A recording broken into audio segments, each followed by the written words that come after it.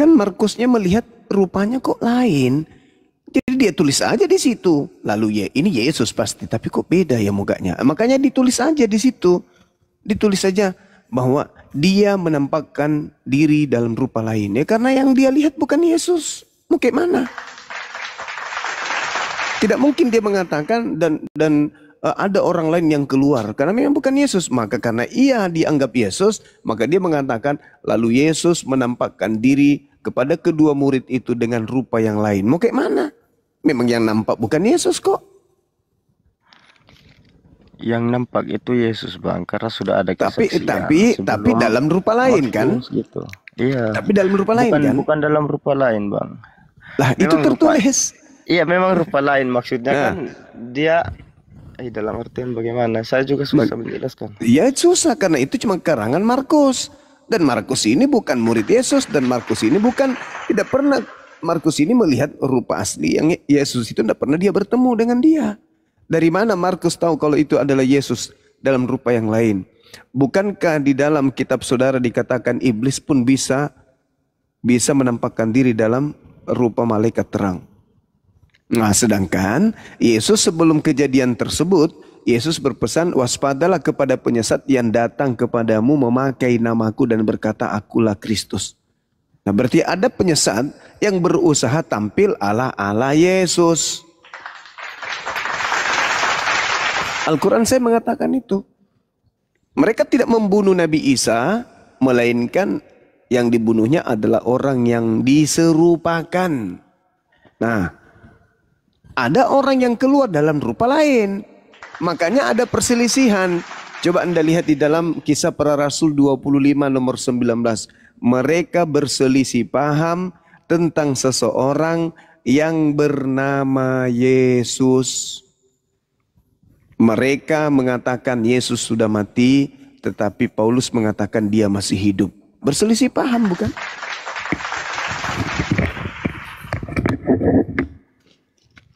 Nah, mungkin itu menurut pandangannya Bang Juma ya. Kalau menurut pandangan saya yang saya imani ya, memang yang disalibkan itu memang Yesus dan yang bangkit. Hanya saya sudah pernah baca, hanya saya bukan apologet seperti Bang Juma yang sudah paham semua. Saya memang sedang belajar begitu Bang Juma. Mungkin saya tidak mendengar tadi. Begitu. Iya, gimana? Tapi yang saya mau luruskan tadi waktu saya naik room itu, memang saya belum mampu untuk menjelaskan isi Alkitab semua ini. Tapi yang saya pernah baca memang Yesus yang disalib dan Yesus yang bangkit dan datang ke depan murid-muridnya kembali. Tujuan saya naik room tadi bukan mau debat mengenai yang itu lagi, tapi karena ada Yesus itu dihina-hina, sedangkan Yesus itu kan nabi orang Islam juga kan, begitu menurut pandangan hemat saya Bang gitu. Oke, tunggu ya, sebentar.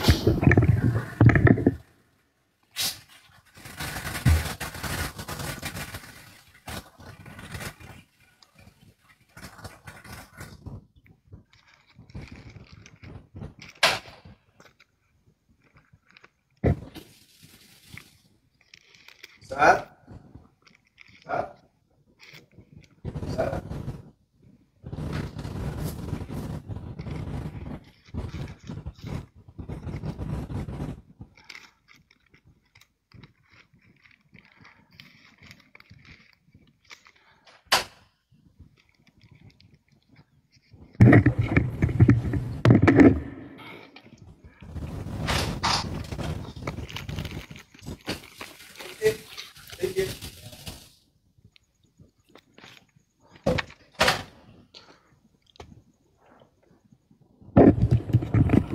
Host, sorry bosku, saya ada tamu. Iya, gimana tadi? Sorry. Naikkan judulnya naikkan dulu kan itu guru akunnya. Naikkan host. Ya, nah, sampai di mana tadi? Sampai di mana? Sorry. Oh iya Bang Juma. Bang Juma, ini kan kalau di apologet itu kan sedang memperbincangkan tentang salib itu siapa atau kehendak siapa gitu ya. Saya tujuannya saya tadi hanya itu saja, hanya mau kasih tahu bahwa menurut hemat iman saya, Yesus disalib dan memang dia bangkit. Dan tujuan saya naik tadi Bang Juma karena Yesus kan tadi adalah dihina, dicaci maki tadi, padahal Yesus kan nabi juga dari Al-Quran kan gitu menurut hemat saya. Jadi saya juga tidak terima begitu lihat dihina-hina, di apa segala macam. Nah, kalau apologet saja masih berbincang, masih berdebat tentang itu, apalagi kita yang kaum awam, Bang. Kan gitu. Kita masih belajar juga. Iya. Jadi gini, hanya saudara. itu, Bang Juma. Iya. Jadi gini. Ya, terus ada lagi? Ya mungkin Ada hanya lagi? itu. Bang Juma dong kan apologet semua kan. Sama Edisnya, sama ada lagi dari Katolik tadi Iya. saya sempat nonton Romo siapa tuh. Lagi serang Edis, terus Edisnya serang ke Muslim. Kan gitu. Jadi saya juga melihat pandangan apologet gitu. Saya tidak suka langsung mencaci maki ini itu, saya tidak suka. Saya lebih baik belajar, baca gitu. Jadi saya tujuannya naiknya tadi hanya itu, Bang. Terima kasih. Iya, jadi gini.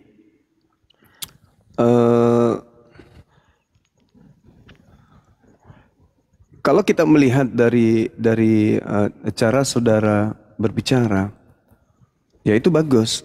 Anda tidak ingin Yesus itu dihinakan. Bagus itu, Bang. Iya, Bang. Sayangnya Anda mengimani sebuah kepercayaan yang sangat-sangat menistakan dan menghinakan Yesus. Contoh ya, di dalam cerita yang dibangun di dalam Bible, Yohanes 18 nomor 23, di situ dikatakan bahwasanya Yesus itu ditampar. Itu kan penghinaan. Kenapa harus ditampar? Kemudian di dalam kitab saudara, di dalam Matius 27 nomor 30, Yesus diludahin. Ini kan penghinaan.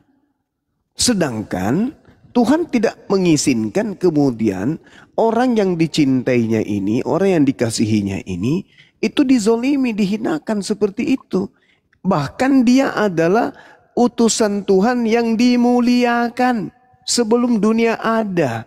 Itu kata Yesus sendiri. Dan kalau Anda lihat dalam Yohanes 1 nomor 14, Yesus itu diberikan kemuliaan sejak dunia ini sebelum diciptakan. Artinya bahwa yang dinarasikan di dalam Bible saudara, Yohanes 19, di sana Yesus dipukulin, kemudian Yesus ditombak, Yesus diludahin, Yesus diseret, Yesus kemudian diarak, kemudian Yesus ditombak, digantung, dibunuh. Itu bukanlah Yesus. Makanya kami umat Islam hadir untuk membela Yesusnya. Karena kami memuliakan Yesus. Tidak layak utusan Tuhan, Nabi Tuhan, Rasul Tuhan diperlakukan sedemikian rupa. Apalagi disetarakan binatang untuk menjadi kurban atau tumbal di atas salib demi untuk dosa-dosa kalian. Makanya sebenarnya gini, kalau saudara Kristen itu ingin lembutkan hatinya sedikit saja, maka mereka akan mengiyakan bahwa salib itu memang rencana iblis. Iblis berencana membunuh, jangankan berencana jangankan hanya sekedar rencana, ya. Iblis sudah bukan rencana lagi. Iblis terang-terang melakukan upaya untuk membunuh Yesus. Bukan hanya sekedar terang-terang saja, ingin berencana saja seperti dalam Yohanes 13 nomor 2, berencana membunuh Yesus. Tidak, bahkan mereka sudah melakukan upaya itu. Dia membawa Yesus ke padang gurun, dia membawa Yesus ke jurang, kemudian Yesus juga dibawa ke atas bumbungan bait suci. Untuk apa? Untuk dibunuh. Jadi bukan hanya rencana saja, tapi mereka gagal. Setelah mereka gagal membunuh Yesus, mereka berencana lagi dengan pola yang lain. Apa itu? Iblis merasuki Yudas. Iblis mempengaruhi imam kepala mahkamah agama. Untuk apa? Untuk membunuh Yesus. Nah, sepakat muncul kemudian mereka berupaya melakukan pembunuhan terhadap Yesusnya. Usaha ini mereka praktekkan. Yang jadi permasalahan sekarang adalah apakah berhasil mereka melakukan rencananya terhadap Yesus orang suci ini? Nah, itu Atau yang Tuhan dibicarakan, justru Bang. menyelamatkannya? Kan gitu, silakan. Iya. Apakah berhasil? Dan itu yang sedang dibicarakan, Bang. Yang sedang didebatkan oleh apologet semua. Nah, apakah berhasil iblis melakukan rancangannya? Apa yang mereka kemudian rencanakan, apakah berhasil terhadap Yesus? Sementara Yesus sendiri mengatakan, tidak akan ada orang yang bisa membunuh aku. Tidak ada. Yohanes 10 nomor 17 nomor 18. Tidak ada orang yang bisa membunuh aku. Tidak ada. Tidak ada. Tidak ada orang yang bisa mengambil nyawaku selain aku sendiri yang menyerahkannya. Tidak ada itu. Nah, berarti yang diceritakan Yesus di dalam Markus 9 nomor 30-31 itu bukan Yesus. Mereka akan menyerahkan anak manusia kepada manusia. Lalu mereka membunuh dia. Lalu setelah dia dibunuh pada hari ketiga dia bangkit dari kematian. Itu bukan dirinya. Karena Yesus tidak bisa dibunuh. Tetapi adalah orang lain yang menggantikan posisi Yesus. Nah, ketika iblis tinggal diam enggak? Tidak, iblis berusaha mencuci otak orang-orang yang tidak belajar bahwa yang mati itu Yesus. Agar supaya apa? Agar supaya mereka menyembah kepada Yesus yang adalah hadiah dari iblis. Iblis yang menghadiahkan itu, bukan Tuhan. Kalau Tuhan, di dalam Yohanes 3 nomor 16, begitu besar kasih karunia Tuhan akan dunia ini, sehingga dia menganugerahkan anaknya. Barang siapa yang percaya kepadanya tidak binasa, melainkan memperoleh hidup yang kekal. Nah, itu kehendak Tuhan. Supaya orang percaya kepada Yesus, bahwa Yesus itu adalah Mesias yang diutus Tuhan kepada Bani Israel. Siapa yang percaya kepada Yesus, bahwa dia adalah utusan Tuhan kepada Bani Israel, dia akan hidup dan tidak binasa. Tetapi dirubah oleh iblis. Siapa yang percaya kalau Yesus itu adalah Tuhan yang turun ke bumi menebus dosa manusia, bangkit pada hari ketiga, maka dia tidak binasa. Dirubah sama iblis. Sedangkan yang diterangkan oleh Yesus, hidup kekal itu adalah mereka mengenal aku. Sebagai apa? Sebagai utusan Tuhan. Bukan mengenal aku sebagai Tuhan yang keluar dari kubur. Beda itu, Bung, beda. Iblisnya mempoles keadaan. Coba Anda lihat di dalam Lukas 4 nomor 6 nomor 7. Iblis sendiri, dan Anda lihat endingnya di nomor 13-nya. Ketika iblis tidak berhasil mencoba Yesus, iblis mundur dari Yesus dan menunggu waktu yang tepat. Satu. Yang kedua, coba Anda lihat dalam Lukas 22 nomor 52-53. Apa kata Yesusnya? Sangkamu aku ini penyamun, sampai engkau datang ingin membunuh aku dengan membawa pedang dan pentungan. Padahal setiap hari engkau bersama aku mengajar di bait suci. Tetapi saatmu telah tiba dan kuasa kegelapan. Ayo. Berarti upaya membunuh Yesus, upaya menangkap Yesus itu adalah upaya kuasa kegelapan. Berhasilkah gak kuasa kegelapan terhadap Yesus? Ya tidak dong. Kenapa tidak? Karena Yesus itu adalah hamba Tuhan yang sangat disayangi Tuhan. Inilah anakku, kepadanya aku berkenan. Bagaimana mungkin iblis diizinkan? Dan Yesus sendiri mengatakan dalam Yohanes 14 nomor 30 bahwasanya penguasa dunia yaitu iblis sudah datang dan tidak sedikit pun berkuasa atas diriku. Nah, berarti ketika iblis merancang pembunuhan terhadap Yesus, berhasil gak? Tidak. Itu Yesus katakan di dalam Yohanes 14:30. Tidak banyak lagi aku berkata-kata dengan kamu, sebab penguasa dunia ini yaitu iblis datang, dan iblis tidak berkuasa sedikit pun atas diriku. Harus kita sadar dong. Kita harus sadar dong. Iblis berencana membunuh Yesus. Yesus mengatakan tidak akan berhasil sedikit pun iblis itu. Kepadaku tidak akan berhasil sedikit pun. Berarti gagal dong rencana iblis. Tapi ada pembunuhan, Bang. Oke, ada pembunuhan memang. tapi orang lain. Nah, iblis tidak kehilangan akal.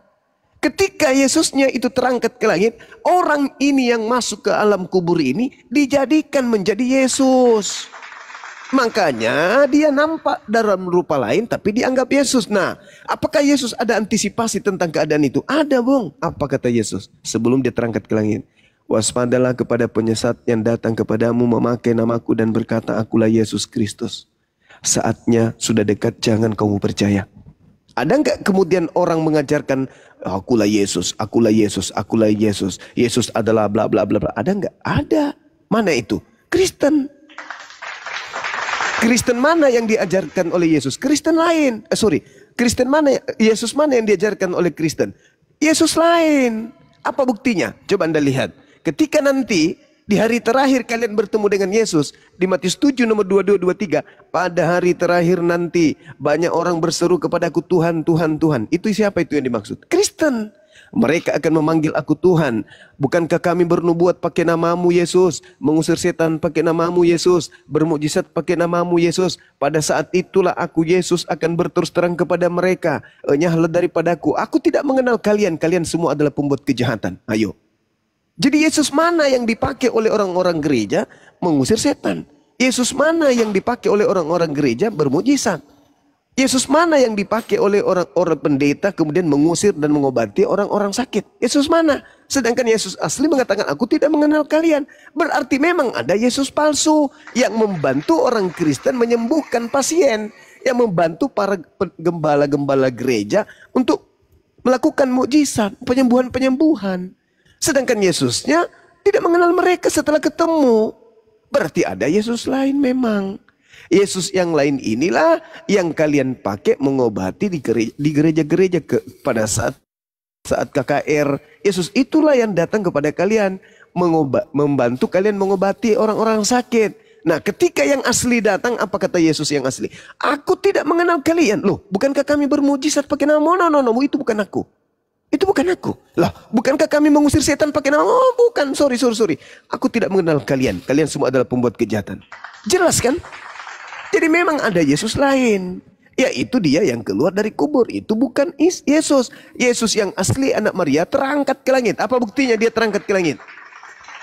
Ketika Yesus yang Anda sembah itu ditangkap di sidang, di dalam Lukas 22 nomor 68-69, Yesus yang kalian sangka Yesus itu berkata apa? Yesus yang kalian sangka Yesus asli itu berkata apa ketika ditanya oleh imam kepala mahkamah agama? Apa katanya? Sekarang juga Yesus sudah duduk di sebelah kanan Tuhan yang Maha Kuasa. Yang berbicara seperti itu siapa? Oknum yang disangka Yesus. Sehingga oknum itu langsung disalib. Sedangkan dia berkata, apalagi gunanya aku berkata kepadamu? Apa juga gunanya aku bertanya kepadamu? Sedangkan kamu tidak akan percaya apa yang aku katakan. Bukankah kamu anak Tuhan? Bukankah engkau Mesias anak Tuhan? Engkau yang mengatakan itu. Engkau yang mengatakan itu. Apakah engkau adalah Mesias? Engkau yang mengatakan itu. Itu bukan aku, tapi engkau. Kalian yang mengatakan aku Mesias. Bukan aku yang mengaku Mesias. Tapi kalian yang mengatakan aku Mesias. Sesungguhnya kata dia, sekarang juga Yesus sudah duduk di sebelah kanan Tuhan yang Maha Kuasa. Berarti Yesusnya di mana menurut orang yang ditangkap ini? Sudah di langit. Berarti yang disalib ini bukan Yesus, karena yang disalib ini sendiri yang mengaku. Sekarang juga Yesus sudah duduk di sebelah kanan Tuhan yang Maha Kuasa. Lalu yang berbicara ini siapa? Ya bukan Yesus, karena yang asli sudah duduk di sebelah kanan, di atas di langit, diangkat ke langit. Makanya Al-Quran saya mengatakan begitu. Aku angkat engkau wahai Isa. Mereka tidak membunuhmu, tetapi yang mereka bunuh dan mereka salibkan adalah orang yang diserupakan denganmu. Makanya Markus menuliskan, maka Yesus menampakkan diri kepada kedua murid itu dalam rupa yang lain. Makanya Maria pada hari Minggu pagi itu, ketika dia menemukan orang yang ada dalam kubur, dia bertanya, apakah engkau melihat mayat Tuhan kami di sini? Kenapa engkau menangis wahai ibu? Apa katanya Maria? Aku mencari mayat Tuhanku, tapi aku tidak menemukannya. Apakah kamu tidak melihatnya? Lah, sementara dia berbicara kepada Yesus. Kenapa Maria tidak mengenal orang tersebut? Katanya Yesus. Karena yang dia temukan itu bukan Yesus lagi. Makanya dia tidak mengenalnya. Dia menyangka bahwa orang ini adalah tukang kebun. Ternyata itulah Yesus. Berarti bukan yang asli. Yang ketiga, bukti bahwa itu bukan asli. Di dalam Yohanes 18 nomor 5. Ketika orang-orangnya Roma datang bersama dengan Yudas. Mereka bertanya, orang itu bertanya, yang ditangkap ini bertanya, siapa yang kalian cari? Mereka, Yudas dan orang-orang Roma berkata, kami mencari Yesus dari Nazaret. Apa kata orang itu? Akulah dia. Andaikan yang mereka tanya ini, siapa yang engkau cari? Andaikan yang bertanya ini adalah Yesus asli, maka mereka akan berkata, engkau yang aku cari. Engkau yang aku cari. Tapi malah mengatakan, siapa yang kau cari? Yang kami cari adalah Yesus dari Nazaret, bos. Orang itu menjawab, akulah dia. Lah, kalau memang itu adalah Yesus, harusnya dia berkata, engkau yang kucari. Nah, sedangkan Yesus berkata dalam Lukas 21 nomor 8, apa kata Yesus kepada muridnya? Waspadalah kepada penyesat yang datang kepadamu memakai namaku dan berkata, akulah dia. Nah, yang ditangkap ini, yang dikira Yesus ini berkata apa? Akulah dia. Mereka jatuh, mereka mundur dan berjatuhan ke tanah. Yohanes 18 nomor 5 nomor 6 dan seterusnya. Artinya yang ditangkap itu sudah bukan Yesus. Yang disidang itu sudah bukan Yesus. Makanya Yesus menubuatkan Petrus, Petrus, sebelum ayam berkokok 3 kali engkau akan menyangkal aku. Kenapa? Karena yang ditangkap itu memang bukan aku. Apakah engkau mengenal orang ini, wahai Petrus? Tidak, aku tidak mengenalnya. Disangkal. Ketika dia muncul dari kubur, coba Anda baca di Matius 28 nomor 18. Nah, Yesus mendekati mereka lalu berkata, kepadaku telah diberi kuasa, tapi sebagian dari mereka ragu-ragu. Itu bukti. Apalagi Lukas 24 nomor 37. Mereka menampakkan diri, tetapi apa yang diterangkan kemudian oleh Lukas? Mereka tak kaget dan ketakutan sebab mengira melihat hantu. Tuh, bukti bahwa yang datang itu bukan Yesus lagi. Mereka anggap hantu. Terus kemudian di mana lagi? Di dalam Lukas 24 nomor 9, nomor 10, nomor 11, nomor 12 endingnya. Ketika Maria bersama dengan Maria yang lain datang ke kuburan dan tidak menemukan mayat Yesus di situ, mereka kemudian datang ke 11 muridnya dan berkata kepada mereka bahwa kami tidak menemukan lagi ada mayat dalam kubur. Murid-muridnya menganggap itu adalah cerita kosong dan menganggap itu adalah berita bohong. Mereka tidak percaya. Murid-murid tidak percaya. Nomor 12-nya, meskipun demikian, Petrus masuk ke dalam ke gua kuburan Yesus dan dia tidak menemukan mayat, yang ditemukan hanya kain kafan. Lalu Petrus berkata dalam hatinya, apa yang sedang terjadi ya? Mereka nggak percaya. Mereka nggak percaya kalau itu adalah Yesus. Nggak percaya mereka. Mereka nggak percaya karena memang gurunya sudah berkata, yang Anda bacakan tadi itu di Yohanes 13 itu yang Anda baca 33. Hai anak-anakku, hanya seketika saja engkau akan bersama aku.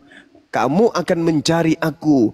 Dan seperti yang telah kukatakan kepada orang-orang Yahudi, ke tempat aku pergi tidak mungkin kamu datang. Kemana itu? Ke langit. Bukan ke kuburan. Dan Petrus juga mengatakan bahwa Yesus itu tidak di kuburan. Mana buktinya? Baca Kisah Para Rasul 2, nomor 29, nomor 30, 31, 33. Apa kata Petrus? Daud telah menubuatkan tentang bangkitnya seorang Mesias. Bangkit di situ bukan keluar dari kubur, tapi bangkit hadir maksudnya. Telah datangnya seorang Mesias. Jasadnya tidak ditinggal di kuburan dan tubuhnya tidak mengalami kematian, melainkan dia diangkat oleh tangan kanan Elohim ke langit. Jadi jelas itu. Yang kalian sembah itu bukan lagi Yesus, anak Maria, tetapi adalah hadiah dari iblis. Anda coba baca di dalam Markus 5 nomor 1 sampai nomor 20. Iblis bisa tampil sebagai orang kan? Nah, di situ ada orang tampil, ada iblis tampil sebagai orang yang datang menyembah kepada Yesus. Di dalam Markus 5 nomor 1 nomor 20. Di mana lagi? Ada iblis tampil sebagai orang. Di dalam Kisah Para Rasul 16 nomor 16 sampai nomor 18. Iblis tampil sebagai orang. Berarti ketika orang yang dikutuk pengganti Yesus ini disalibkan, iblisnya tampil masuk ke dalam orang tersebut, berpura-pura menjadi Yesus. Maka Yesus berkata, mewasiatkan kepada muridnya, waspadalah kepada penyesat yang datang kepadamu memakai namaku. Berarti penyesatnya itu, iblisnya itu menyamar sebagai Yesus. Itu dalil, Bung. Itu dalil. Itu nggak bisa diragukan. Nah, Yesus mengatakan penguasa dunia telah datang. Penguasa dunia yang keluar dari kubur, apa yang dikatakan? Kepada aku telah diberi kuasa dunia. Menurut Yesus penguasa dunia adalah iblis. Yang keluar dari kubur mengaku penguasa dunia. Berarti yang keluar dari kubur ini siapa? Pikirkanlah itu. Tidak banyak lagi aku berkata-kata dengan kamu, sebab penguasa dunia ini yang adalah iblis sudah datang dan ia tidak berkuasa sedikit pun atas diriku. Sudah datang ini, penguasa dunia ini. Dan ketika ia datang, dia sedikit pun tidak berkuasa terhadap Yesus. Nah, dari mana dikatakan penguasa dunia itu dilempar keluar dari kubur? Coba Anda baca di dalam Yohanes 12 nomor 31. Apa kata Yesus di sana? Jelas kok tertulis. Sekarang berlangsung penghakiman atas dunia. Sekarang itu kapan? Ya zaman Yesus, abad pertama. Sekarang berlangsung penghakiman atas dunia ini. Sekarang juga penguasa dunia ini dilemparkan keluar.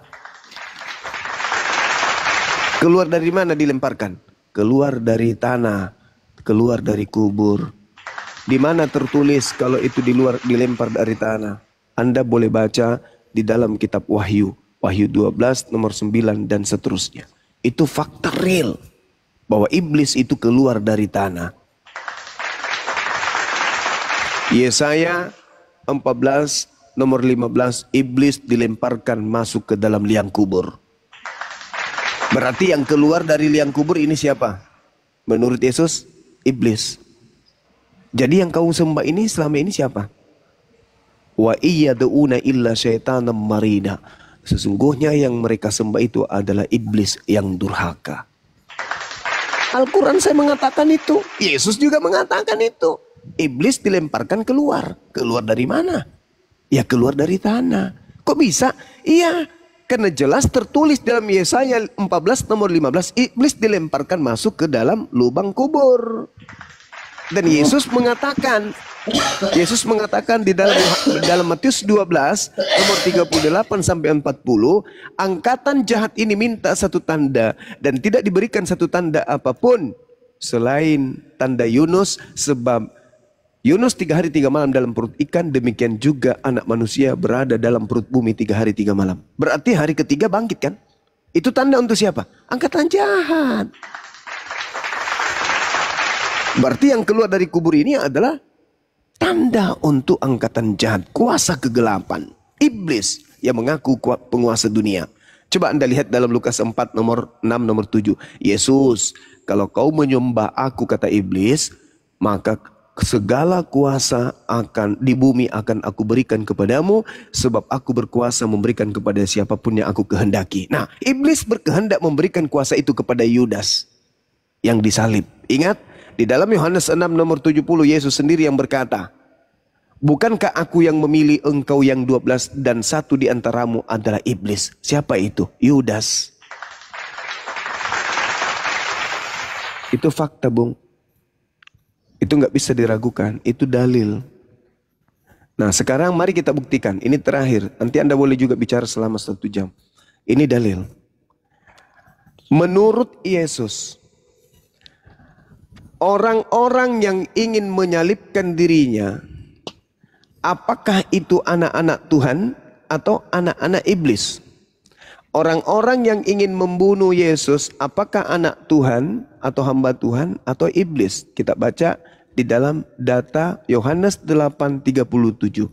Aku tahu, kata Yesus, bahwa kamu adalah keturunan Abraham, tetapi kamu berusaha untuk membunuh aku, karena firman tidak beroleh tempat di dalam dirimu.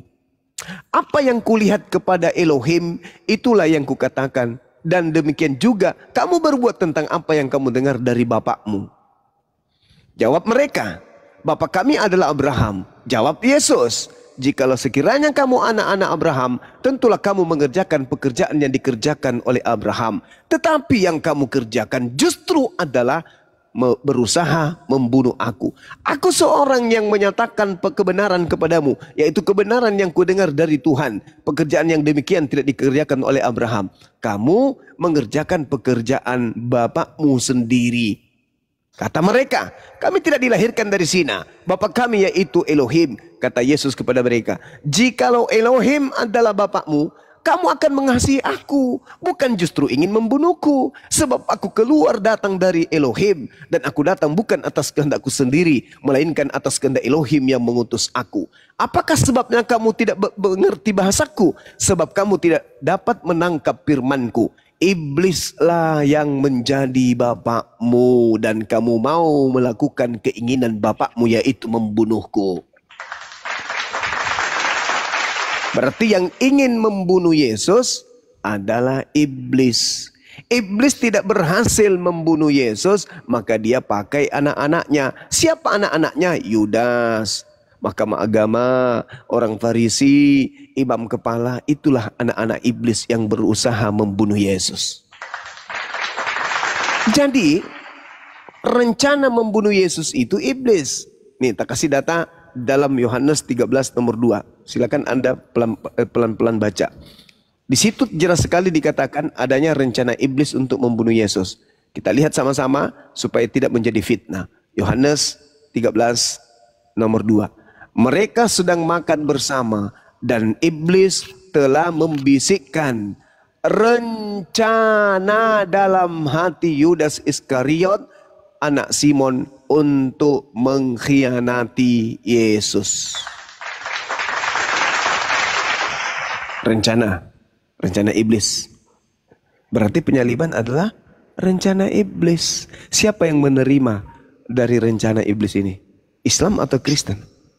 Kristen. Saya kira begitu dari saya. Silakan Anda bebas bernarasi, tolong pakai data, pakai dalil. Silakan.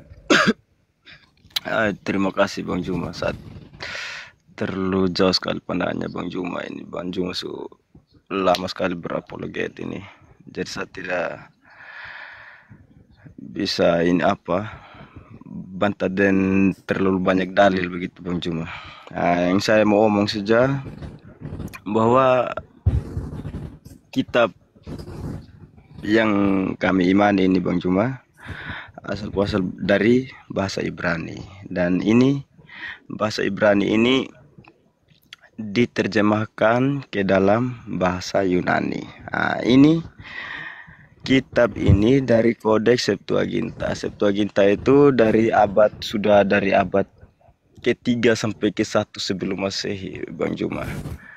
Jadi apalagi yang saya meragukan dan saya punya kitab dan saya punya iman bahwa memang ini sudah manuskrip, sudah tercatat di dalam sejarah.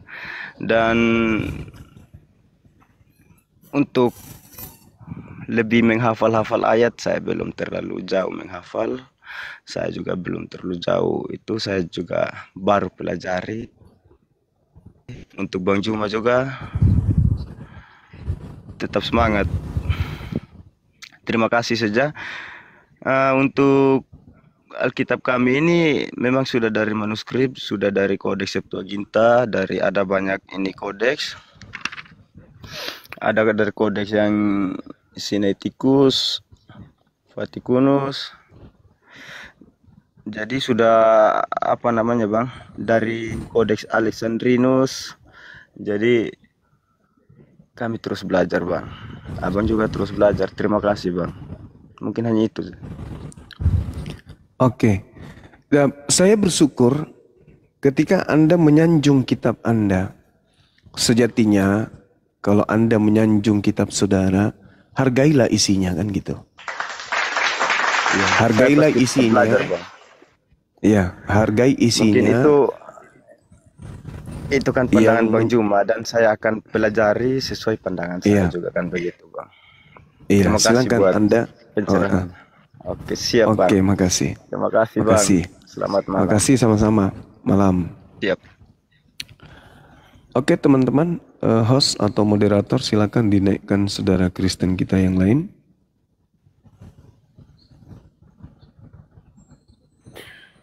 Tidak bisa berbuat apa-apa tadi. Ya minimal ketika dia mengatakan kitab kami, ya sudah, artinya dia membenarkan narasi yang saya bangun karena saya bernarasikan berdasarkan dengan isi Bible. Dengan kata lain dia mengiyakan bahwa ya betul itu rancangan iblis berarti. Tapi yang menarik, host, moderator naikkan. Saya bukan moderator. Host, Bang Paru. Tapi yang menarik tadi itu Gurunda, ketika kita bawa data itu bahwa kata Yesus dia akan pergi, dan kemana dia pergi tidak ada satu pun yang bisa sampai ke sana. Itu menarik tuh. Kalau di kuburan kan mereka ke sana semua. Iya. Malah dikasihkan goreng kan? Iya. Nah. Sedangkan Yesusnya tidak dikasihkan goreng, langsung terangkat ke langit dia. Itu baru betul, kamu tidak akan datang. Dan Yesus tidak akan tunduk kepada si penguasa dunia. Iya, tak mau dia, sedikit pun tidak berkuasa kata Yesus. Jadi dia memang diselamatkan, keren. Jadi coba kita lihat dalam Al-Quran. Di dalam surah Al-Ma'idah ayat 110. Bismillahirrahmanirrahim. Isqalallahu ya Isa bin Maryam skur ni'mati alaik, kata Allah. Wa ala walidatik is ayyadtuka biruhil kudus.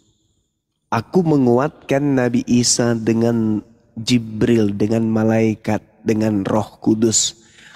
Lukas 22, 43, 44. Jelas itu kan? Nabi Isa dikuatkan. Lalu seorang malaikat datang memberikan kekuatan kepada Yesus. Kan Yesus berdoa, Bapa, jika sekiranya mungkin, biarkanlah cawan ini berlalu, kata Yesus. Yesus menginginkan cawannya berlalu. Tapi jangan atas kehendakku, tapi atas kehendakmu. Artinya apa ini? Kalau atas kehendak Bapa ingin membunuh Yesus, berarti Yesus dibunuh. Tapi kalau kehendak Bapa Yesus tidak mau dibunuh, apapun upaya yang dilakukan oleh iblis, apapun rencana yang disusun oleh iblis, tidak akan pernah berhasil untuk membunuh Yesus. Coba kita lihat tuh dalam kitab mereka. Kemudian ia menjauhkan diri dari mereka kira-kira 1/4 batu jaraknya. Lalu ia berlutut dan berdoa, katanya, Ya Tuhanku, jikalau engkau mau, ambillah cawan ini daripadaku. Tetapi bukanlah kehendakku, melainkan kehendak-Mu lah yang terjadi. Maka seorang malaikat dari langit menampakkan diri kepadanya untuk memberikan kekuatan kepadanya. Al-Quranul Karim menjelaskan, Isqalallahu ya Isa bin Maryam skur ni'mati alaik wa ala walidatik iz ayyadtuka biruhil kudus tukallimun nas fil mahdi wa kahla. Itu jelas itu. Nabi Isa diberi kemudian kekuatan melalui malaikat. Lalu seorang malaikat menampakkan diri dari langit kepadanya untuk memberikan kekuatan kepada Yesus. Yesus sangat ketakutan dan makin bersungguh-sungguh berdoa. Peluhnya menjadi seperti titik-titik darah yang bertetesan ke tanah. Pertanyaan saya, ketika kemudian dia ketakutan dan bersungguh-sungguh berdoa, kira-kira apa isi doanya? Tuhan, percepatlah bunuh aku. Tuhan, percepatlah mereka mengeksekusi kematianku. Tuhan, segerakanlah kematian untukku. Tuhan, salibkanlah aku segera. Tuhan, suruhlah iblis segera menyalibkan aku. Tuhan, aku sudah pingin tanganku dipaku, kakiku dipaku, digantung, ditombat, diludahi. Segeralah aku ditonjok sama mereka, Tuhan. Apakah seperti itu doanya? Tidak. Lalu apa isi doanya? Baca Ibrani 5 nomor 7. Sebagai manusia, dia mempersembahkan doa yang sungguh-sungguh kepada Tuhan yang sanggup menyelamatkannya dari kematian. Dan atas kesolehannya doanya dikabulkan. Jadi kita mau kemana sekarang? Seorang Yesus yang diisukan, yang digosipkan mati menebus dosa, ternyata pada kenyataannya dia berdoa bersungguh-sungguh, nampak padanya rasa ketakutan yang sangat dahsyat sampai peluhnya menjadi seperti titik-titik darah yang bertetesan ke tanah. Takutnya bom-bom kepada setan, tidak pernah bom-bom itu keringatnya seperti darah. Setakut-takutnya bom-bom tidak makan babi, tidak pernah bom-bom kelaparan dan keringatnya keluar seperti titik-titik darah. Yesus, seorang yang diberkati Tuhan, seorang yang dekat dengan Tuhan, seorang yang berdoa langsung diijabah Tuhan, peluhnya menjadi seperti titik-titik darah yang bertetesan ke tanah. Apa isi doanya kira-kira? Kalau dia ketakutan seperti itu, ya Tuhan, aku ketakutan Tuhan, segeralah bunuh aku. Oh Tuhan, oh Bapa yang di surga, aku sangat ketakutan, suruhlah segera kemudian mereka membunuh aku. Oh Tuhan, aku sangat ketakutan, pakulah cepat kakiku. Oh gitu rupanya kalau orang ketakutan berdoa. Kurasa enggak. Dan alhamdulillah, saya dibenarkan Ibrani 5 nomor 7. Rupa-rupanya Yesus takut mati. Maka doanya, Tuhan, selamatkanlah aku. Dengarkanlah doaku. Makanya Yesus berkata, dan juga Petrus berkata, Yesus itu acap kali berdoa. Coba kita lihat salah satu ucapan kebenaran daripada maksud dari doa Yesus itu terekam di mana? Di dalam Mazmur 118 atau Mazmur 91, di situ jelas dikatakan begini. Orang yang duduk dalam lindungan yang maha tinggi dan bermalam dalam naungan yang maha kuasa akan berkata kepada Tuhan, Tuhan tempat perlindunganku, Tuhan kubu pertahananku, Bapakku yang kupercayai, sungguh Dialah yang akan melepaskan aku dari jerat penangkap burung, dari penyakit sampar yang busuk. Dengan kepaknya Tuhan akan melindungi aku. Di bawah sayapnya aku akan berlindung. Kesetiaannya adalah perisai dan pagar tembok. Aku tidak perlu takut terhadap kedahsyatan malam, terhadap panah yang terbang di waktu siang, terhadap penyakit sampar yang berjalan dalam gelap, terhadap penyakit menular yang mengamuk di waktu petang. Walau 1000 orang rebah di sisiku dan 10.000 di sebelah kananku dan seterusnya, tetapi itu tidak akan menimpa aku. Itu ibarat doa Yesus di dalam Mazmur 91. Malapetaka tidak akan menimpahku dan tulah tidak akan mendekat kepada kemahku, sebab malaikat-malaikat Tuhanku akan diperintahkannya kepadaku untuk menjaga aku di segala jalanku. Mereka para malaikat akan menatang aku di atas tangannya, supaya kakiku jangan terantuk kepada batu. Singa dan ular tedung tidak yang akan kulangkahi. Aku akan menginjak anak singa dan ular naga. Sungguh hati Tuhan melekat kepada aku, maka aku akan meluputkannya. Aku akan membentenginya, sebab dia mengenal namaku. Bila ia berseru kepadaku, aku akan menjawab, aku akan menyertai dia dalam kesesakan, aku akan meluputkannya dan memuliakannya. Dengan panjang umur akan aku kenyangkan dia, dan akan aku perlihatkan kepadanya keselamatan daripadaku. Itu isi doa Yesus.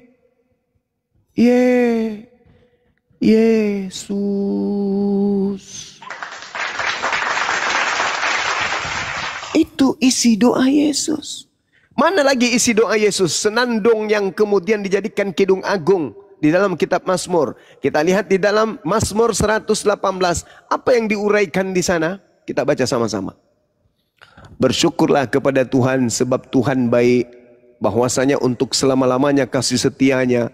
Biarlah Israel berkata bahwasanya untuk selama-lamanya kasih setianya. Biarlah kaum Harun berkata bahwasanya untuk selama-lamanya kasih setianya. Biarlah orang yang takut akan Tuhan berkata bahwasanya untuk selama-lamanya kami setianya. Dalam kesesakan aku telah berseru kepada Tuhan, Tuhan telah menjawab, aku akan memberi kelegaan.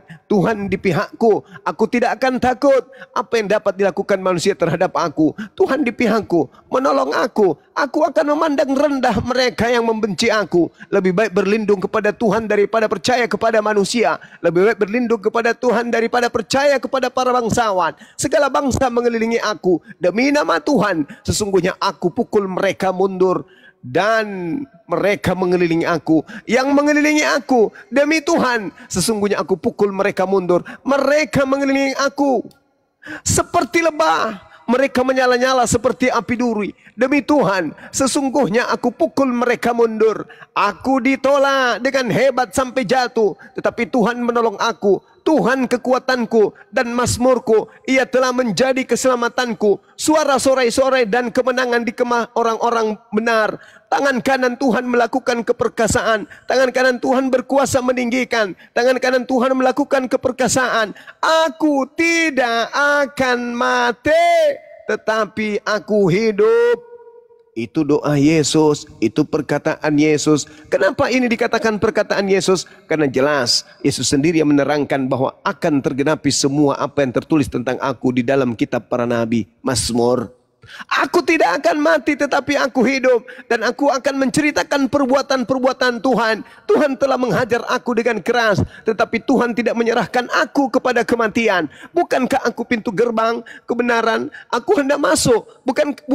Bukakanlah aku pintu gerbang kebenaran. Aku hendak masuk ke dalamnya, hendak mengucap syukur kepada Tuhan. Inilah pintu gerbang Tuhan. Orang-orang benar akan masuk ke dalamnya.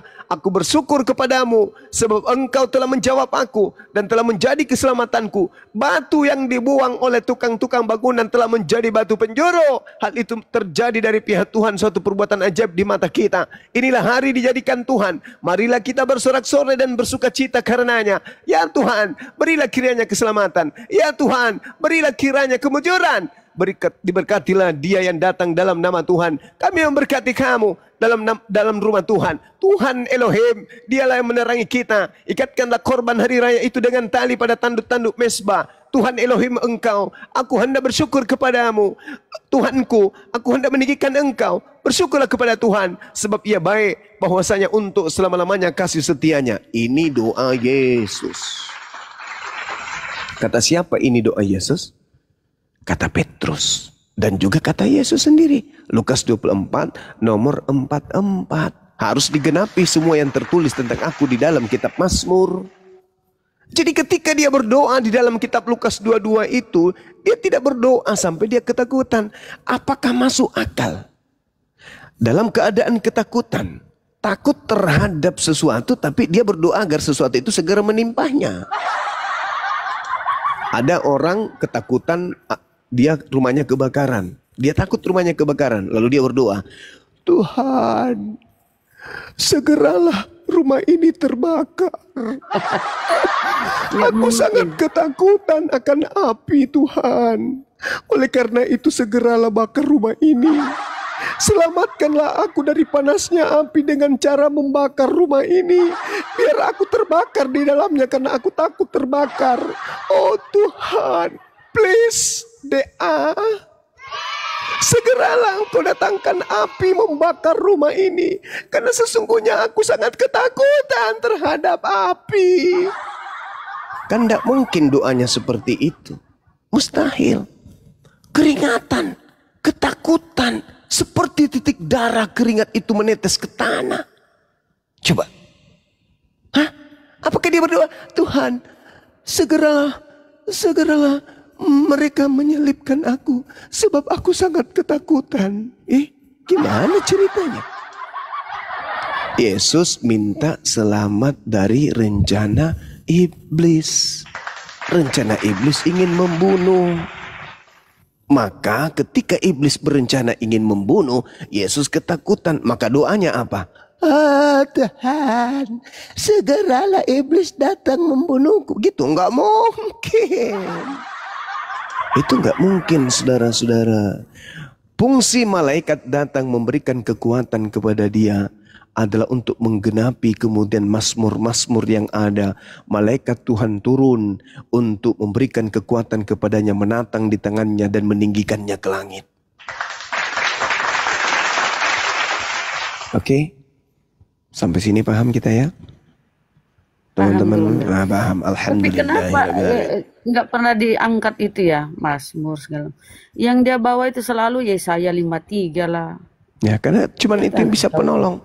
Padahal Yesus sendiri, padahal Yesaya 53 itu adalah gambaran kaum Israel secara keseluruhan. Hampir seluruh nabi-nabi atau utusan Tuhan yang datang kepada mereka itu mengalami hal yang sama dialami oleh Yesus. Hampir seluruhnya. Bahkan lebih sadis mereka nabi-nabi sebelum Yesus itu. Apa kata Yesus dalam Matius 23? Celakalah kamu, hai ahli Taurat dan orang-orang Farisi, hai orang-orang munafik, sebab kamu membangun makam nabi-nabi dan memperindah tugu orang-orang soleh dan berkata, jika kami hidup di zaman nenek moyang kami, tentulah kami tidak ikut dengan mereka dalam pembunuhan nabi-nabi itu. Nabi-nabi itu pembunuhan. Tetapi dengan demikian kamu bersaksi terhadap diri kamu sendiri bahwa kamu adalah keturunan pembunuh para nabi-nabi itu. Jadi penuhilah juga takaran nenek moyangmu tersebut. Hai kamu ular-ular, hai kamu keturunan ular beludak, bagaimana mungkin kamu dapat meluputkan diri dari hukuman neraka? Sebab itu lihatlah, aku mengutus kepadamu nabi-nabi dan orang-orang bijaksana dan ahli Taurat. Separuh di antara mereka akan kamu bunuh dan kamu salibkan, dan yang lain akan kamu sesah di rumah-rumah ibadahmu, dan kamu aniaya orang-orang di kota-kota, supaya kamu menanggung akibat penumpahan darah orang yang tidak bersalah, mulai dari Habel sampai ke Zakaria anak keberekanya. Berarti bukan cuma Yesus yang mengalami bilur-bilur oleh karena lukanya dia akan menanggung dosa kita, dia darahnya semangatnya. Bukan cuma Yesus, seluruh nabi-nabi, bahkan Yesus sendiri menerangkan itu. Yerusalem, Yerusalem, engkau yang membunuh nabi-nabi. Yerusalem, Yerusalem, engkau yang melempari dengan batu orang-orang yang diutus kepadamu. Berkali-kali aku rindu mengumpulkan anak-anakmu, sama seperti induk ayam mengumpulkan anak-anaknya di bawah sayapnya, tetapi kamu tidak mau. Lihatlah, rumahmu ini akan ditinggalkan dan menjadi sunyi. Dan aku berkata kepadamu, mulai sekarang kamu tidak akan melihat aku lagi hingga kamu berkata, diberkatilah dia yang datang dalam nama Tuhan. Mulai sekarang kamu tidak akan melihat aku lagi hingga kamu berkata, diberkatilah dia yang datang dalam nama Tuhan. Jadi sangat jelas itu Bibelnya mengatakan sendiri, Yesaya 53 itu adalah cerminan perbuatan-perbuatan orang-orang Yahudi terhadap utusan-utusan Tuhan. Separuh kamu bunuh, separuh kamu sesat, separuh kau penjarakan, separuh kau salibkan, dan seterusnya. Yohanes Pembaptis mengalami, Zakaria mengalami, semua mulai dari Habel sampai kepada Zakaria. Itu dialami. Jadi yang diceritakan di Yesaya 53 itu adalah gambaran secara menyeluruh dari 4 masa yang diceritakan dalam Yesaya 1 nomor 1 tersebut. Begitu saudara-saudara. Mana buatannya kalau Bapak mau melakukan pembunuhan terhadap Yesus? Mana? Baca Yesaya 53. Masolang generasi. Patipu. Palukak jangan. Oke, saya kira begitu teman-teman sekalian, silakan. Oke, izin Gerunda kita sapa Adri. Adri Pingero.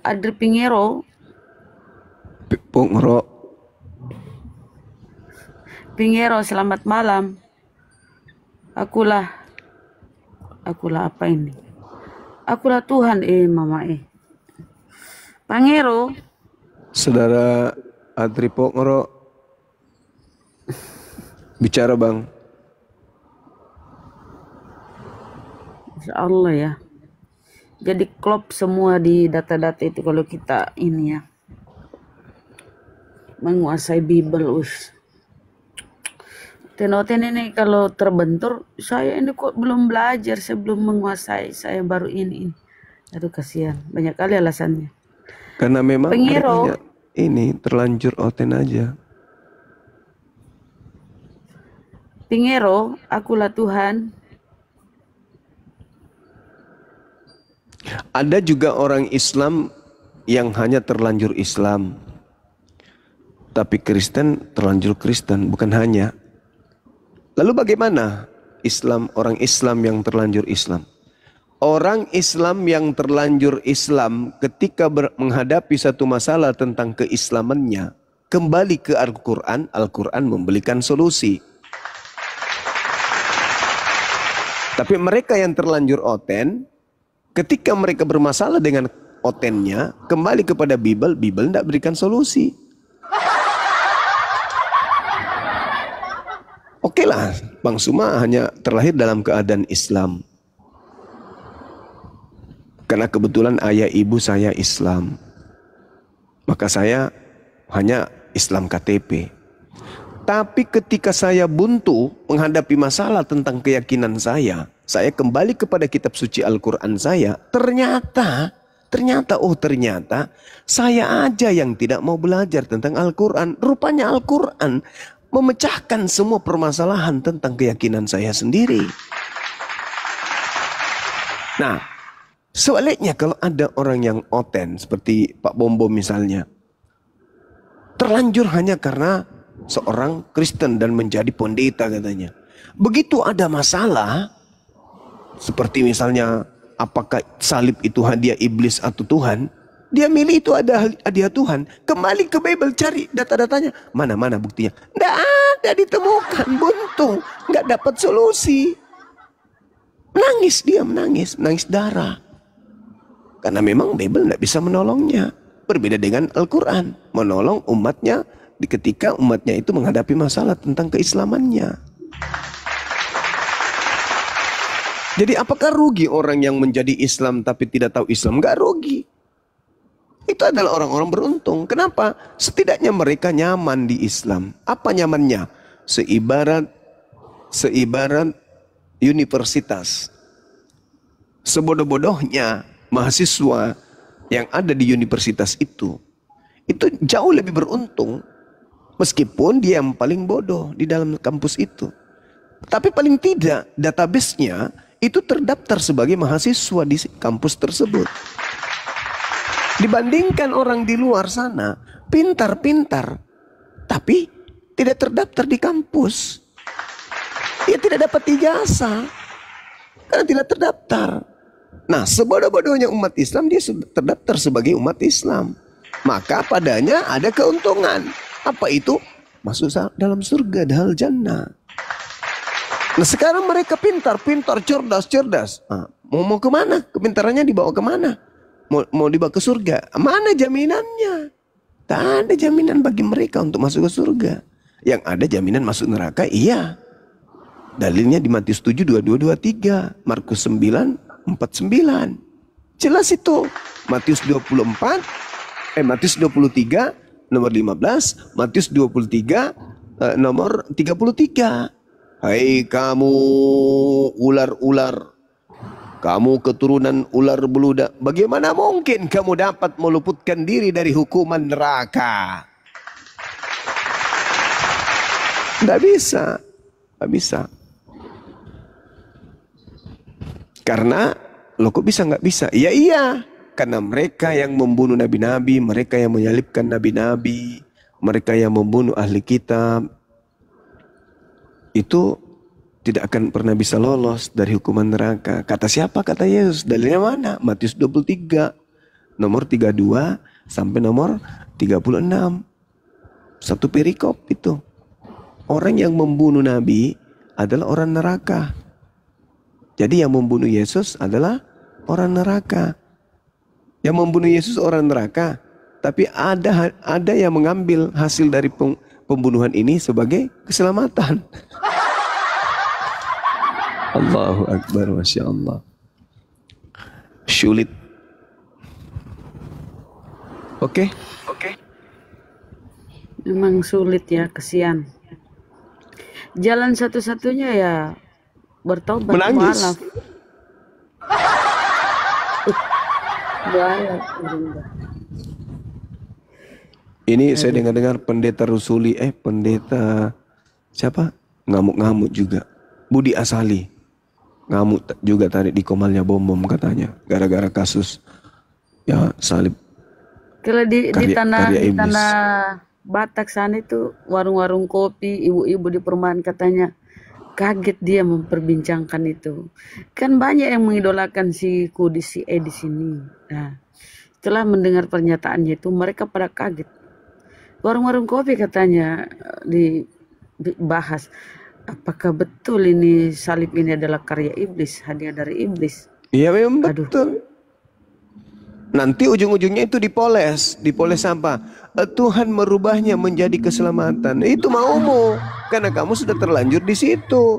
Sedangkan Tuhan sendiri mengatakan di dalam Keluaran 23 nomor 7 nomor 8, sebab aku Tuhan tidak akan mungkin membenarkan orang yang bersalah. Bahkan kalau kita lihat di dalam Amsal 17, apa yang diterangkan kemudian di sana? Di dalam kitabnya orang Yahudi, di data nomor 15-nya, membenarkan orang fasik dan mempersalahkan orang benar, kedua-duanya adalah kekejian bagi Tuhan. Jadi tidak mungkin salib adalah rencana iblis. Tetapi ujung-ujungnya Tuhan merubahnya menjadi keselamatan. Gigimu. Pekerjaan iblis dirubah oleh Tuhan menjadi keselamatan. Nenekmu kiper, itu mau lu. Di dalam Amsal 16, 17 jelas itu diterangkan bahwasanya orang yang membenarkan orang fasik dan mempersalahkan orang benar, kedua-duanya adalah kekejian bagi Tuhan. Yesus orang benar, ya. Tapi mau dianggap sebagai korban untuk orang yang fasik. Nenekmu kiper. Tidak mungkin. Mustahil itu terjadi. Nomor 17 dikatakan apa di sana? Dikatakan gini. Nomor 18-nya. Orang yang tidak berakal budi adalah dia yang membuat persepakatan atau persetujuan yang menjadi penebus atau penanggung bagi sesamanya, bagi orang lain. Itu adalah orang yang tidak berakal. Aneh kan? Belum lagi Amsal 6 nomor 16. 6 perkara yang dibenci oleh Tuhan dan 7 kekejian di dalam hatinya. Salah satunya adalah menumpahkan darah orang yang tidak bersalah. Kekejian itu. Ketika orang yang tidak bersalah, Yesus ini ditumpahkan darahnya, itu merupakan kekejian dan hal yang dibenci. Kok berubah menjadi hal yang diberkati? Halilintar panipu. Ya itulah narasi mereka Gurunda sekarang. Itu narasi Edis. Itu memang rencana iblis, tapi kan Tuhan membangkitkan kembali katanya untuk. Oh, tidak bisa. Tidak bisa. Yang bangkit dari kubur itu, yang keluar dari tanah itu apa dulu? Pelajari itu dulu. Itu materi yang berat. Materi berat itu. Dan kalau ada yang sanggup berdiri tegak di hadapan saya membahas siapa yang keluar dari kubur ini, saya jempol. Jempol. Saya berguru sama dia. Kalau dia bisa tegak berdiri membahas tentang siapa yang keluar dari alam kubur ini, ku jempol. Ku buatkan gereja. Ku belikan tanah, ku bangunkan gereja biar dia jadi pendeta di situ. Kalau dia sanggup berdiri tegak di hadapan saya membahas siapakah dia yang keluar dari kubur pada hari ketiga. Ayo. Tunjukkan siapa pendeta yang berani hadapi saya materi itu. Jadi tak ada, terkunci. Tuhan tidak menginginkan. Jangan kau membunuh orang yang benar. Jangan kau membunuh orang yang tidak bersalah. Sebab aku Tuhan. Nah, itu dikunci tuh. Tidak akan membenarkan. Tidak akan merubah orang bersalah menjadi benar. Tidak akan. Tidak mungkin Tuhan itu pelin-pelan. Tidak mungkin. Amsal 6 tadi itu kejam kali. 6 perkara yang dibenci oleh Tuhan. Bahkan 7 kekejian di dalam hatinya. Apa itu? Menumpahkan darah orang yang tidak bersalah. Yesus ditumpahkan darahnya kan? Yes, ditombak.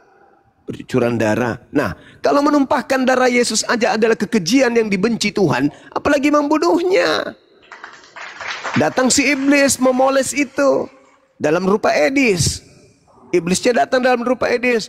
Tapi kan Tuhan merubah rancangan iblis itu menjadi kampret. Nenekmu kiper, gigimu lorong, matamu suwe. Menjadi apa? Maunya kau supaya kau bebas makan babi gitu, tidak akan pernah bisa kau rubah. Tuhan murka. Itu kekejian, itu hal yang dibenci. Membunuh Yesus adalah hal yang dibenci Tuhan. Titik. Gak ada itu cerita. Membunuh Yesus itu hal yang dibenci. Dah selesai. Bagaimana mungkin hal yang dibenci Tuhan kemudian menjadi berkat, menjadi keselamatan? Mungkin maksud lo yang memberkati, yang memberi keselamatan itu adalah kuasa kegelapan. Sesuai dengan pernyataan Yesus. Gigimu lorong. Mana bisa? Saya kira begitu teman-teman. Silakan naikkan noten kalau masih ada yang mau diterapi otaknya. Adi Pringero, naikkan teman-teman. Naik. Jadi memang yang ngeri ya narasinya. Ngeri, memang ngeri. Ngeri. Udah diakhiri dengan final enyahlah daripadaku. Kalian semua adalah pembuat kejahatan. Ngeri kali. Tapi mereka apakah merasa goyah dengan pernyataan itu? Enggak. Oh, Tuhan aja mereka lawan kok. Apalagi hanya tulisan kayak begitu.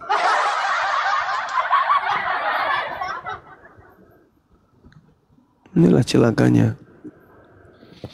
Maka bersyukurlah kita yang bisa menegakkan Islam ini dalam diri kita dan juga dalam keturunan kita.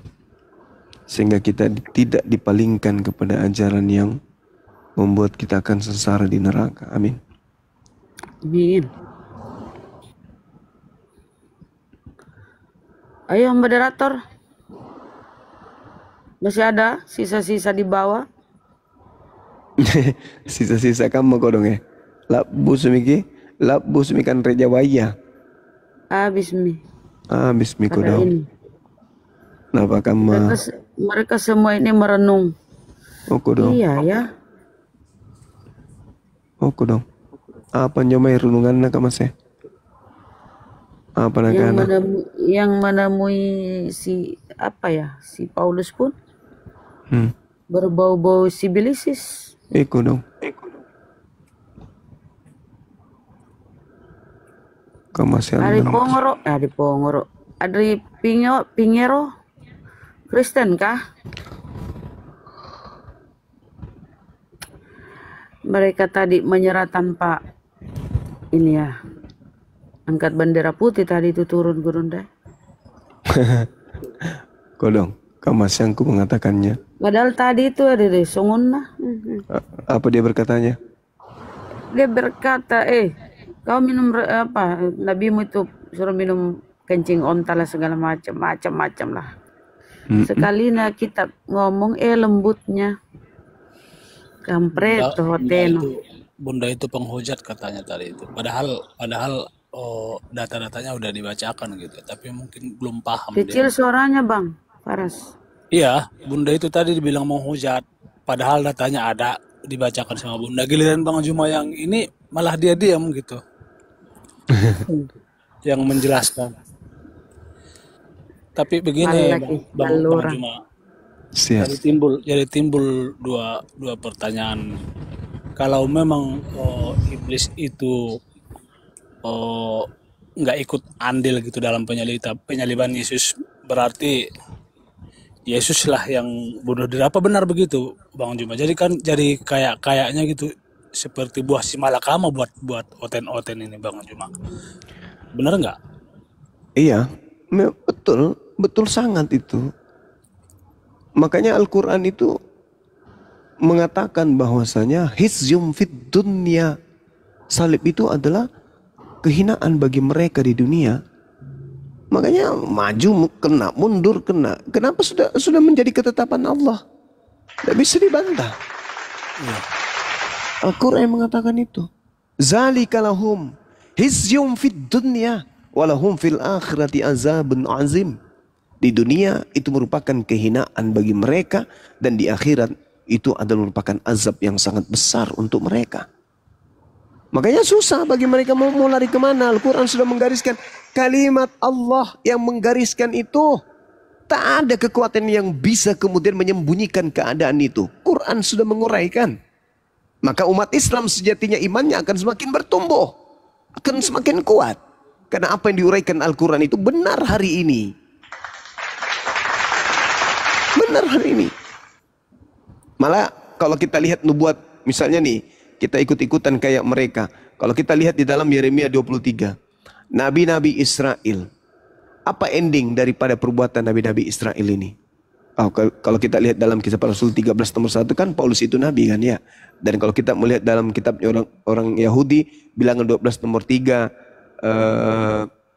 apabila di tengah-tengahmu ada seorang nabi, maka aku Tuhan akan berfirman kepadamu, berkata kepadanya dalam penglihatan dan berbicara kepadanya dalam mimpi. Berarti penulis-penulis Bible ini nabi kan, sesuai berdasarkan kitab itu. Karena kalau mereka bukan nabi, berarti ini tulisan mereka apa? Wahyu kan? Nah, berarti nabi.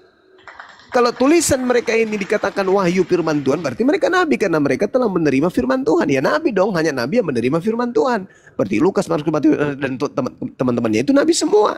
Nah, sedangkan dalam Yeremia 23 yang dinubuatkan itu adalah nabi-nabi dari Yerusalem. Apa endingnya? Di nomor 20-nya, di 40-nya dikatakan begini. Aku akan menimpahkan kepadamu aib yang kekal dan noda yang kekal yang tidak akan terlupakan. Itu si nabi-nabi palsu ini akan ditimpahkan kepadanya aib dan noda yang kekal. Nah, inilah yang 2000 tahun. Sudah 2000 tahun tidak berubah itu. Ajaran mereka itu semakin hari semakin dipermalukan, bukan? Karena itu adalah aib, itu adalah noda yang kekal yang tidak akan terlupakan. Tidak ada sejarahnya itu Tuhan turun ke bumi jadi bayi lalu dibunuh dan seterusnya. Itu sebenarnya adalah keadaan justru mereka itu dipermalukan oleh Tuhan. Makanya Al-Quran hisyum fid dunya, kehinaan, dipermalukan di hadapan manusia. Itu fakta, itu real. Al-Quran yang menceritakan itu, kitabnya Yahudi juga menceritakan itu. Jadi mau kemana? kenyataan fakta real di lapangan juga seperti itu. Bom-bom ribut dengan si Kiamat, ribut dengan si CP, ribut dengan Edis, ribut dengan Budi Asali, ribut, semuanya ribut. Kenapa bisa ribut?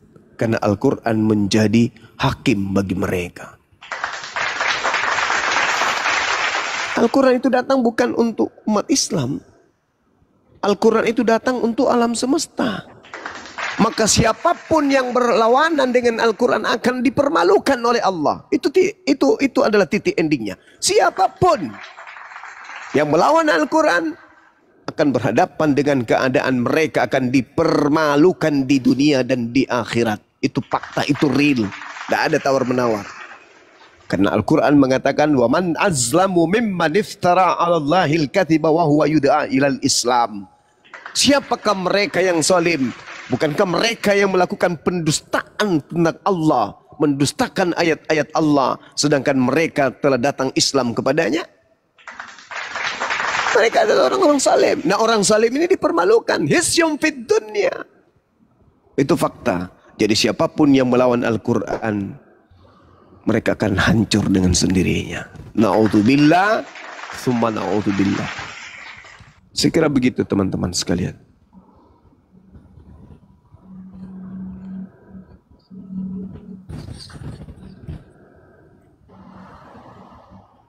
Masya Allah ya. Ayo. Udah habis karesteng. Mak siri kurang, mak siri. Siri na pace. Sedikit Aneh lagi. pun naik. Ya, silakan Bang.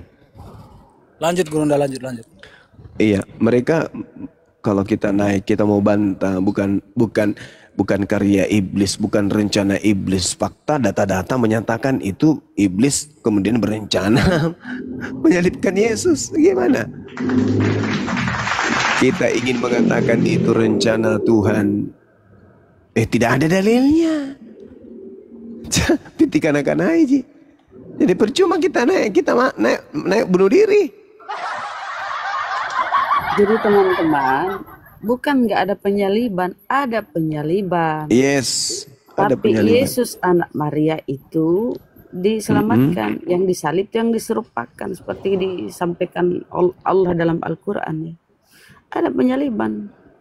Tapi siapa yang disalib itu? Ini yang Gurunda yang sering dicoba ini. Kita masuk sedikit di kisah para rasul. Kis 223 Gurunda coba. Ya. Ada penyaliban tapi bukan anak Maria. Iya, betul. Kis 223. Iya, betul itu. Bukan anak Maria. Jelas itu di dalam Kisah Para Rasul 2 nomor 36. Itu jelas itu. Dan Paulus sendiri kan mengatakan Yesus yang lain, memberitakan Injil yang lain, kemudian Yesus yang lain. Artinya Paulus sendiri mengakui itu, bahwa memang ada Yesus lain. Di mana Paulus mengatakan itu? Ada suratnya itu kan, dia mengatakan bahwa ada kemudian orang-orang yang memberitakan tentang Yesus lain selain daripada Yesus yang diberitakan oleh Paulus. Di dalam 2 Korintus berapa itu? 2 Korintus 11 kayaknya.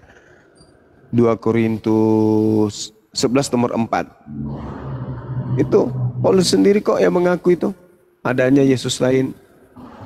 Sebab kamu sabar saja jika ada seorang datang memberitakan Yesus yang lain daripada Yesus yang telah kami beritakan. Itu ada Yesus lain. Paulus sendiri mengaku itu. Oh mama Paulus mengakui ada Yesus lain. Yesus mengakui ada Yesus lain. Yesus mengakui waspadalah kepada penyesat yang datang memakai nama Yesus. Jadi memang ada 2 Yesus atau minimal 2 Yesus. Paulus sendiri yang mengatakan itu. 2 Korintus 11 nomor 4. Jadi mau ke mana? Ketika Al-Quran mengatakan, apakah indikasinya kepada ini Kristus yang menemui Paulus. Ya, lalu siapa lagi? Terus inikah yang merasuki Yudas? Mereka.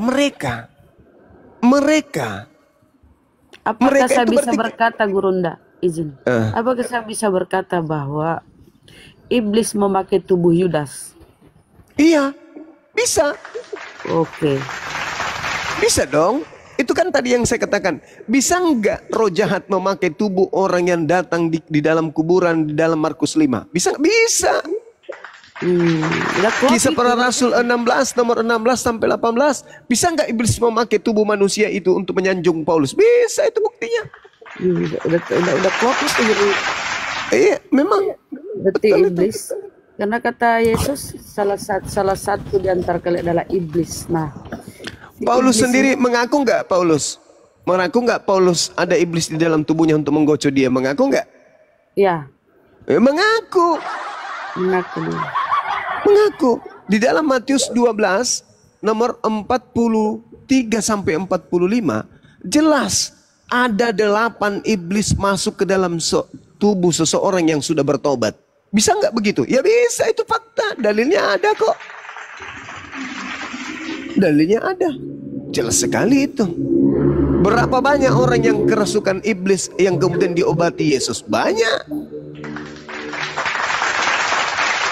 Pernah nggak ya iblis dikatakan bahwa iblis itu menunggu waktu yang tepat? Pernah.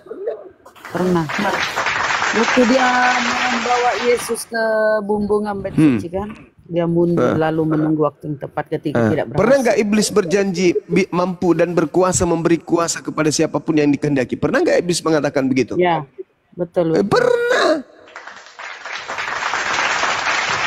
Sekarang kalau misalnya orang yang keluar dari kubur ini berkata, "Akulah bom. Pergilah jadikanlah seluruh bangsa menjadi muridku." Orang percaya nggak kira-kira? Enggak percaya. Karena nama bom itu tidak laku. Tapi kalau namanya Yesus dipakai, laku. Makanya Yesus mengatakan, waspadalah kepada penyesat yang memakai namaku. Kalau namanya bom yang dipakai, tidak ada orang percaya. Berarti klop bahwa ini karya iblis, hanya memakai tubuh manusia kan, karena dia bentuk roh kan, nggak bisa berwujud, tidak wujud. Nah, dia pakai tubuh Yudas, jadi tumbalnya ini Yudas, dan di dalam dirinya ini Sibilisis, jadi terkutuk. Udah klop itu. Nah, Islam datang untuk menyelamatkan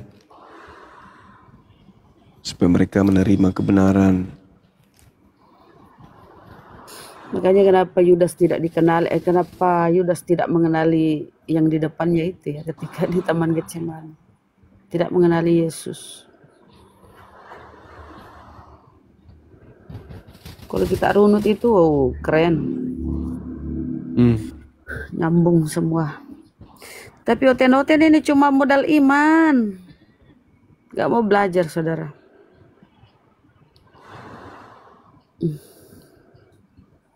Insyaallah ya. Dalam 2 Kristus. Jadi memang apa ya, tema-tema yang diangkat ini memang booming ya. Membuat mereka termehek-mehek ya teman-teman. Ayo.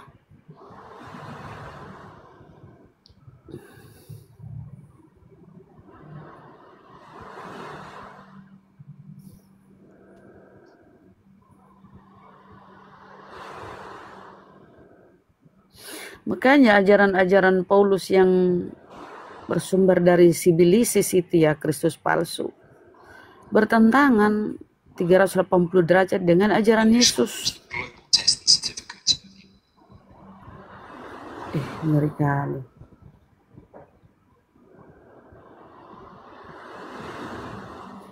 Naiklah kau, Christian Bong, naiklah.